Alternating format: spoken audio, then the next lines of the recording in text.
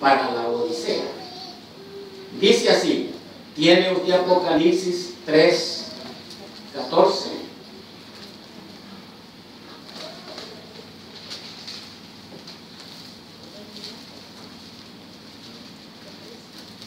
¿Lo tiene?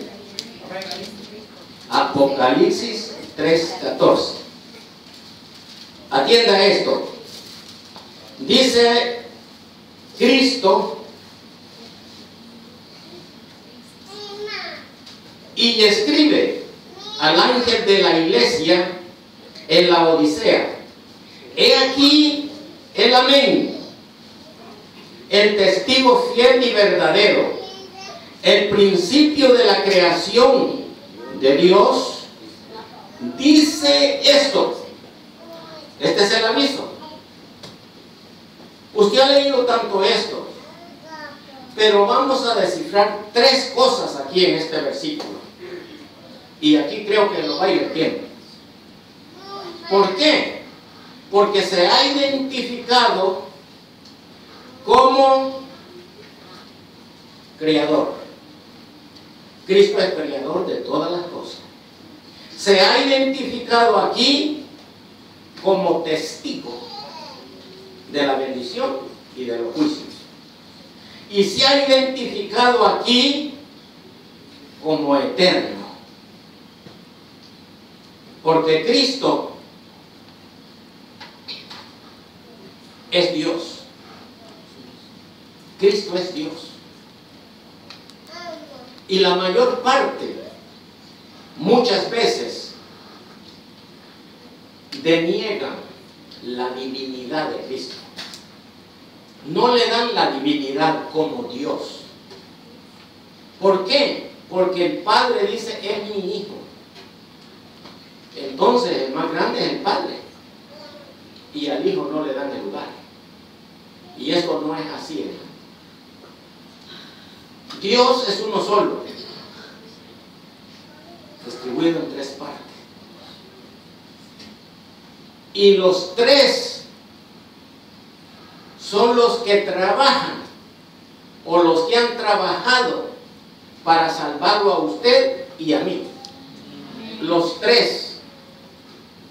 Si uno queda fuera, no hay salvación. Y le explico por qué. El Padre es el primero que se preocupa en buscar al pecador. Él fue el primero que lo buscó y nos encontró. Y le habló. Cuando Él le habló, usted oyó la voz y recibió esa voz.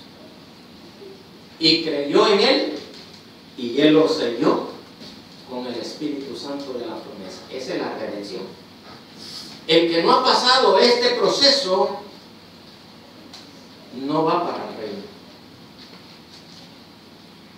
Y esto es lo que vamos a estudiar de esta iglesia. ¿Cómo trabajaba esta iglesia? ¿Cómo vivió esta iglesia? Y en el momento de la visitación, ¿cómo estaba viviendo? Eso lo vamos a descubrir. Ponga atención, porque si usted ha oído lo primero, que es hoy, tiene que oír lo segundo, lo tercero, lo cuarto, al final. Porque si no, pues va a entender unas cosas y otras no. Les recomiendo que se haga un propósito y abrir su corazón para entender, para recibir esta palabra. Ahora, como criador, nosotros sabemos, hermanos, por la Escritura, y esto lo sabe todo hijo de Dios, todo hijo de Dios lo sabe, que Él se identifica como creador de todas las cosas. Porque dice que sin Él ninguna cosa fue hecha. ¿Y no es el Padre que hizo las cosas? Permítame descifrarle a los tres personajes. El Padre es un solo Dios. Su Hijo es reencarnado en la palabra. Por eso le llama su Hijo, porque salió de su boca. Ese es Jesucristo. El Espíritu Santo es su Espíritu. Su Espíritu que da vida. Sin el Espíritu de Dios no hay vida, hermano. Por eso Dios es vida, por su Espíritu. Entonces, entendemos que dice Efesios 2, que nosotros estábamos muertos en delitos y pecados. Y vino Él y nos dio vida a nuestro espíritu. Romanos 8. Y nos dio vida y vida en abundancia. Juan capítulo 10, versículo 10. Entonces, en esta parte, hermanos, conocemos que Cristo es el creador de todas las cosas. ¿Por qué? ¿Cómo hizo Dios todas las cosas? El Padre decía, hágase el caballo, y fue el caballo. Hágase el gallo, y se hizo el gallo. Y consecutivo, todo hasta lo más mínimo de una hormiguita, lo hizo con su palabra. ¿Y quién es la palabra? Jesucristo. Por eso Él se identifica como creador de todas las cosas. Porque su Hijo es la misma palabra que usted oye, que usted lee. Cuando lee esta palabra y hay veces que lo hace llorar, es Cristo que está en usted. Entonces, allí estamos nosotros, hermanos, viendo esto. El creador de todas las cosas se identifica aquí. ¿Por qué? Porque es necesario que entendamos que sin Cristo, el creador de todas las cosas, no podemos tener salvación. Por eso Él vino a pagar el precio, para que nosotros estemos aquí dándole gloria. Celebremos su palabra. Entonces, eso es como creador. Como testigo, dice que Él es el testigo fiel de toda la creación. Es el testigo. Ese es el testigo cuando el Padre detuvo el espermatozoide suyo en el vientre de nuestra madre, y de ahí para allá, Cristo es el testigo de nosotros. Allí podemos entender, Él se presenta como testigo fiel y verdadero. Entonces, la tercera parte, eterno. Él se presenta como Dios. Esta es su divinidad. Es eterno. Porque Él era desde el principio de la creación de las cosas, y recorren y no hay final. Por eso se presenta en muchas partes, aquí en las iglesias más que todo. Yo soy el alfa, yo soy la omega, el principio y el final. Esto lo va a encontrar en todas las iglesias. Así Él se presenta como testigo para que nosotros lleguemos a la parte. Entonces, cuando encontró esto, que se identificó, dice testigo fiel y verdadero, el principio de la creación, dice esto. El 15. Yo conozco tus obras, que ni eres tibio ni caliente. Ojalá fueses tibio o caliente. En ese versículo usted lo va a estudiar toda la facilidad que tenga para entender este versículo, porque vamos a ver otras tres cosas que hay aquí. Primero, él le dice que ni eres frío ni caliente. Ojalá fueres frío o caliente. ¿Por qué no tibio? Vamos a estudiar lo que es frío. Vamos a estudiar lo que es tibio.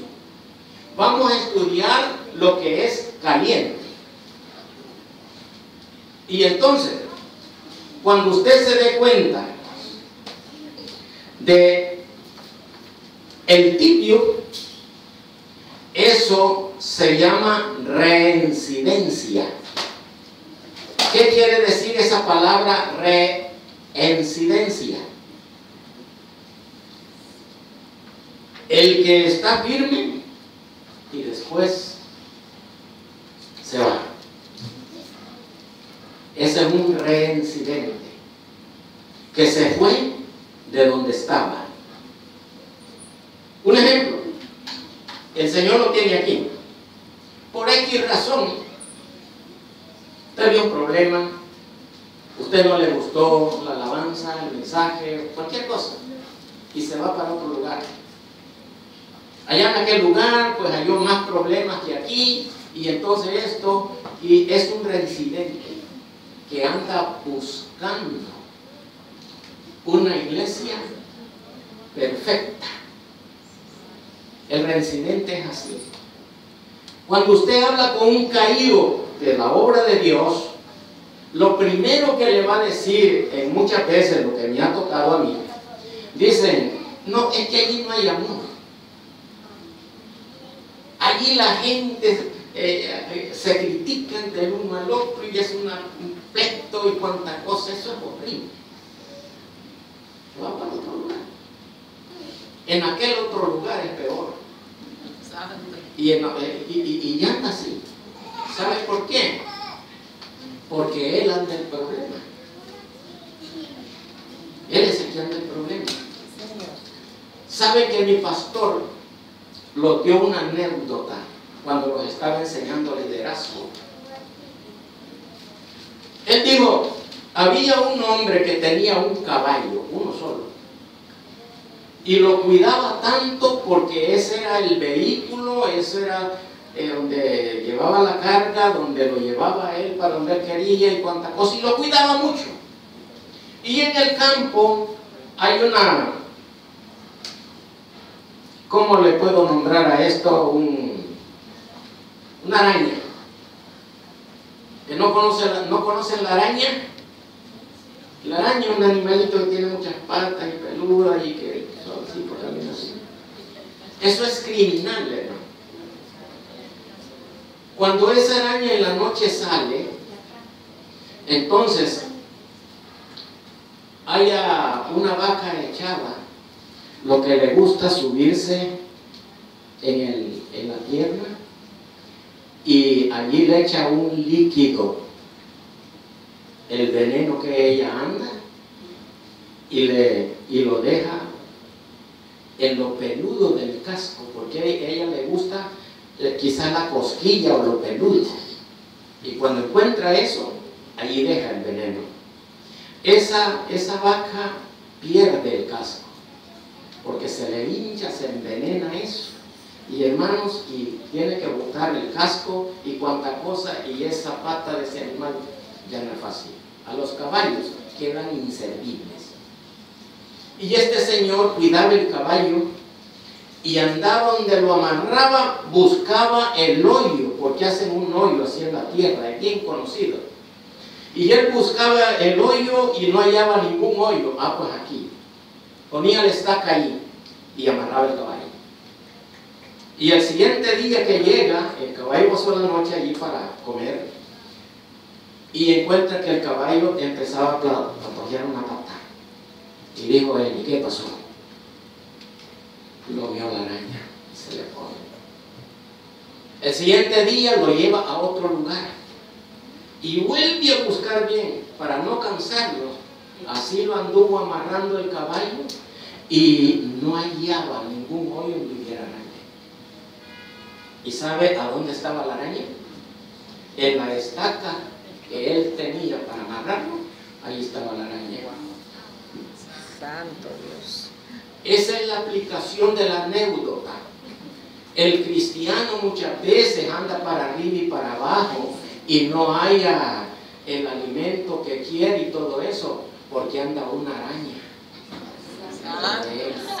Y donde quiera que vaya, vaya lo mismo. El mismo problema.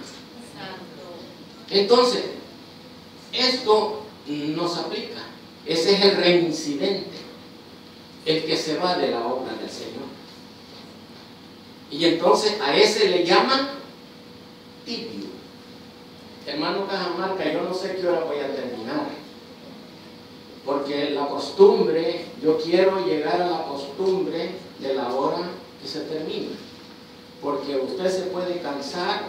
Yo no me canso, aunque estoy sudando, pero no me canso, pero usted sí se puede cansar. Entonces, permítame.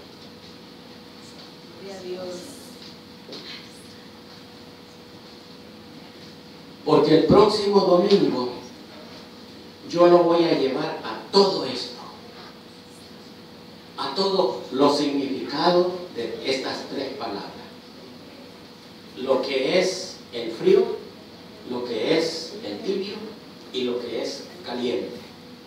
¿Y sabe usted que las 7 iglesias han tenido toda esta clase de personas? Cosas buenas, cosas malas y cosas de todo. Las 6 iglesias. Y aquí vino a parar el colmo. ¿Por qué? Porque si usted viene el próximo domingo, si Cristo no ha venido, yo le voy a explicar esto. Porque no quiero empezar hoy, porque solo voy a tocar un puntito. Y no quiero dejarlo así. Entonces, esta es la parte que vamos a estudiar, para que usted se dé cuenta por qué esta iglesia funcionó así. Fíjese que va a salir tal vez más adelante, pero lo voy a dar un adelanto. Pablo se propuso ir a esta iglesia y nunca pudo llegar a la Odisea. Y estaba cerquita de donde él llegaba, que es un poquito de camino y llegaba, pero Dios no se lo permitió. Le voy a explicar por qué Dios no le permitió llegar a Pablo allí. Porque en todas las iglesias que Pablo levantó, ustedes se dan cuenta que venían unos opositores y la desbarataban. Les decían tantas mentiras y cosas. Volvía Pablo y los hallaba ¿en qué? En contiendas. De tal modo que en Corinto nosotros leemos cómo es que estaba la iglesia cuando Pablo la dejó para ir a levantar otras iglesias. Cuando él regresa urgentemente, ¿cómo estaban? Divididos. Unos adoraban a Apolo, otros y así y otros. Solo unos pocos decían: yo sigo a Cristo. De allí todos idolatrando personas, al hombre. Entonces viene él y ¡pah!, lo para y les dijo: ustedes no están en el camino del Señor, ustedes están en contienda. Cuando ustedes dicen yo soy de fulano, ¿no es una contienda esa? Y entonces Pablo quería ir a conocer a esa iglesia, porque no tiene la iglesia de la Odisea quien la levantó. Se supone, algunos comentaristas, que los discípulos de Pablo son los que levantaron la iglesia de la Odisea. Y esa iglesia era tan poderosa, hermanos, poderosa. Pero el poder del Señor lo traspasaron en el dinero. Y ahí es donde se vinieron abajo. Entonces, por eso es que Dios les dice esto. Y vamos a seguir. Por eso le digo de que tiene que leer, y yo le voy a decir algo. Si usted tiene preguntas, porque esto no es un mensaje, es un estudio.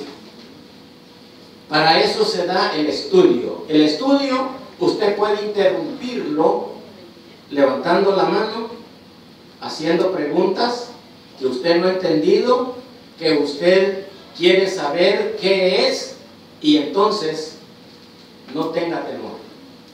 Cuando yo veo una mano levantada, yo detengo la enseñanza y escucho. Pero la pregunta tiene que ser en el punto en que estamos, porque si no me va a sacar del control. ¿Pasa así, hermano Manuel?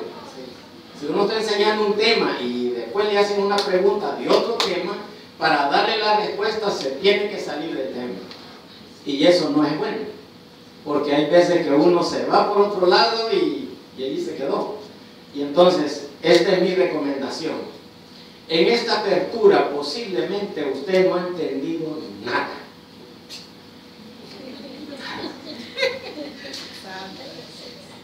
Yo lo entiendo. Porque así es cuando nosotros comenzamos a escuchar algo que no es común. Esta enseñanza que trae la Odisea no es común, hermanos. Porque es el tiempo que nosotros estamos viviendo hoy. Es el mismo tiempo que vivió la Odisea. No es porque quedó la visitación por último, sino por el mensaje que tiene y lo que Cristo dice de ella. Y allí vamos a ver las cosas que usted está haciendo y que yo estoy haciendo. Yo lo único que quiero es animarlo para que usted vuelva. Si no he entendido nada y dice el próximo domingo, yo no entendí nada, ¿para qué voy a ir? Le recomiendo que no lo haga, porque el próximo domingo le vamos a entrar de lleno a esto. Yo le he dado una por encimita de la historia, porque de los reyes, hermanos, los Antíocos fueron 13 reyes.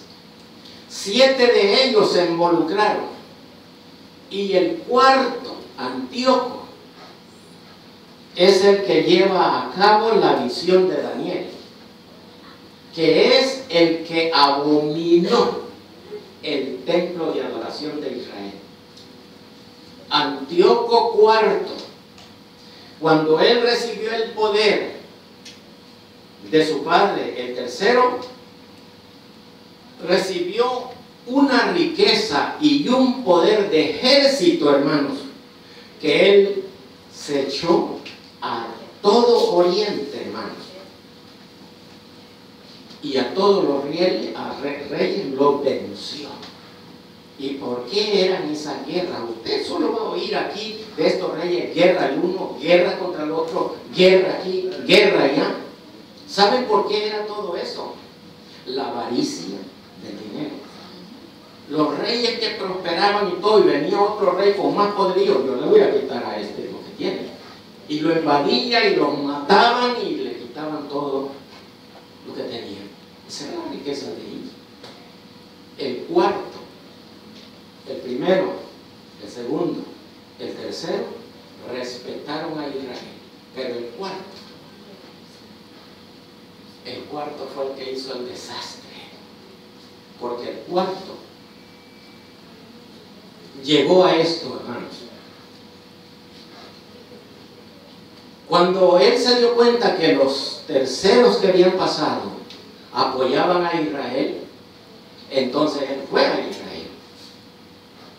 Y cuando llegó, vio la adoración de ellos, vio el sistema de temor que tenían a Dios y vio el sacrificio que hacían para agradar a su Dios.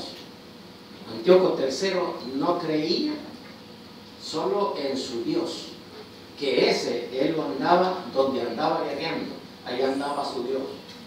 Cuando llegó a Israel, él les dijo: esa adoración de ustedes, yo la voy a cambiar. La ley que ustedes tienen, yo la voy a cambiar. Y yo voy a imponer mi ley. Entonces se voltearon todos los judíos, se opusieron y no lo aceptaron. Y cuando lo rechazaron, le hizo la guerra y mató, pero cantidad de judíos. Y los que quedaron, digo, bueno, ustedes aquí en este santuario degollan ovejas y todo eso. Ese es el que abominó el altar, que habla de Amiel. Cuando veas, dice, la abominación desoladora, esa lo cometió Antíoco IV.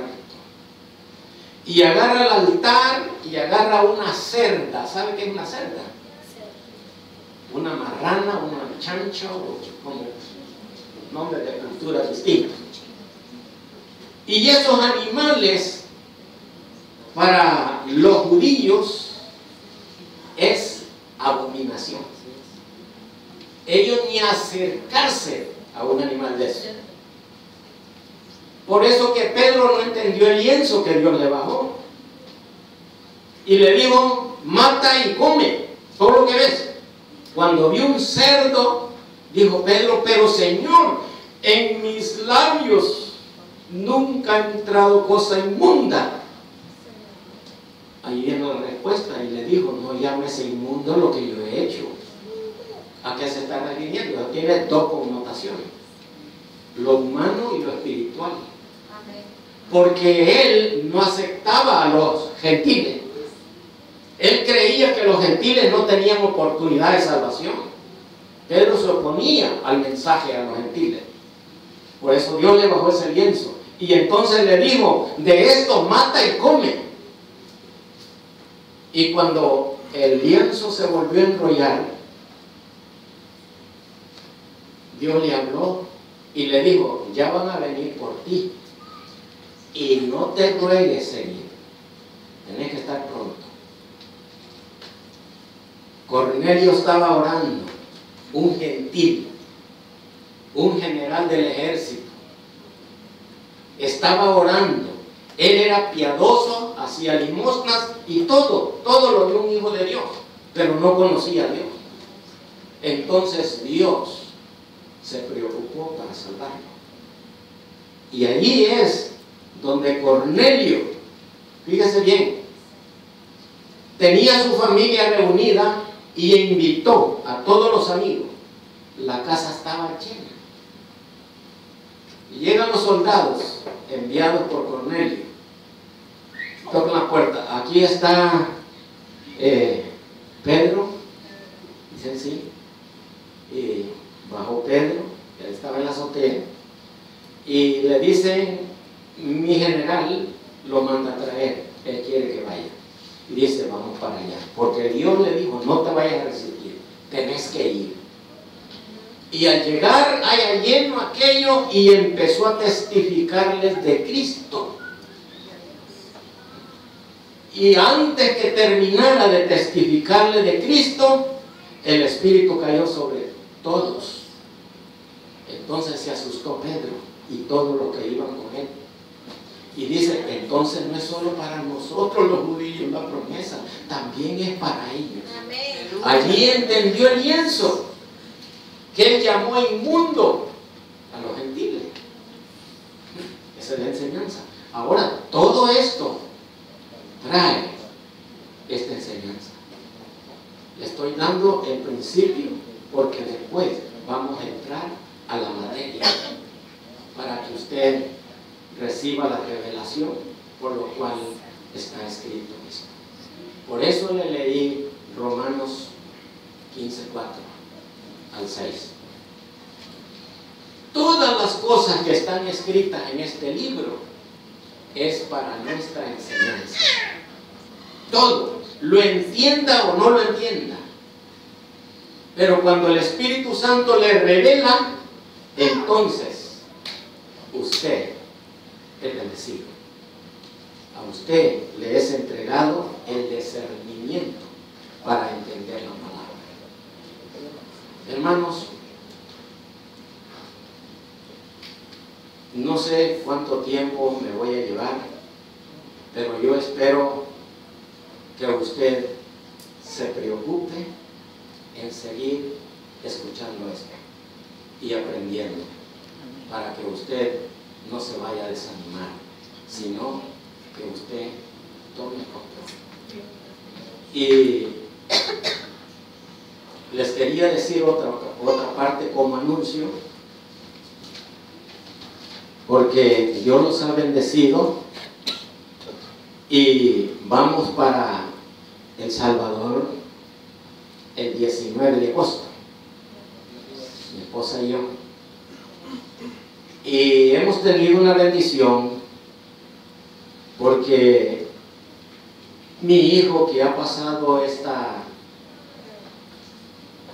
etapa bien dura para él y para nosotros los padres, él dijo: ustedes han luchado tanto conmigo y yo quiero que vayan a disfrutar ustedes juntos, a ver la familia y hacer lo que tienen que hacer. Nos compró los pasajes y ahí estamos. Yo voy por dos cosas importantísimas.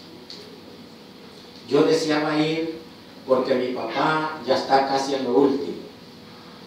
Hubo unos días atrás que perdió el conocimiento, ya no oía, pero Dios en su misericordia le ha vuelto el oído y está paradito. Y entonces quiero irlo a ver porque yo sé que posiblemente sea lo último, porque él tiene 95 años. Y entonces él ha sido un roble. Él no ha padecido, hermanos, de nada. Pero de repente empezó y dice: ¿pero qué me pasa a mí? Yo, como le digo, son los años, compadre. Sí, ya cuando llega una edad, digamos de 60, ya uno ya se siente que va en bajada, sin freno de mano y sin velocidad. Entonces, ¿a dónde se va a ir a detener? Al llegar a los 60 años. Y el Señor nos dice, el salmista, de que los años robustos del hombre son 70. Y si él extiende un poquito y llega a los 80, dice: con muchos dolores. Lee el Salmo 90.